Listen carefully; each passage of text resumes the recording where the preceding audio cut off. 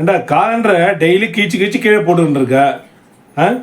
நாங்கள்லாம் அப்படா காலண்டர் மேலே வந்து ஒரு நூல் கட்டி இல்லைன்னா ஒரு ரப்பர் பேண்ட் கட்டி அந்த இதை பேப்பரை கிழிக்காமல் அதை அப்படியே சேர்த்து வைப்போம்.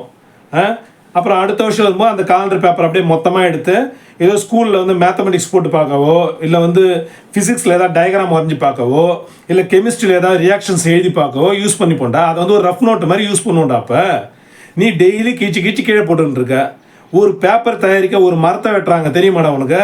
பேப்பர் எதுலேருந்து செய்கிறாங்க? மரத்துலேருந்து தான் செய்கிறாங்க. அதுவாக தெரியுமா? இதேமாரி பேப்பரை வீணாகிட்டே இருக்கிற நீ அதெல்லாம் சேர்த்து வைக்காம ஆப்டிமம் யூட்டிலைசேஷன் ஒன்று இருக்குது. ஒவ்வொரு பொருளையும் வந்து அதை வந்து நுட்பமாக பயன்படுத்தணும். அட்லீஸ்ட் சேர்த்து வச்சு நீ கணக்கு போட்டு பார்க்கலனா கூட அந்த பேப்பரை அந்த வருஷம் முடியும் போது எடுத்து போயிட்டு பக்கத்தில் இருக்க ஏதோ ஒரு கோயிலில் வச்சா கூட ஏதோ விபூதி குங்குமம் மடிச்சு எடுத்து போகிறதா பயன்படுத்திப்பாங்கல்ல.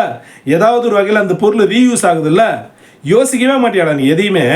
நியாயமாடா இதெல்லாம்?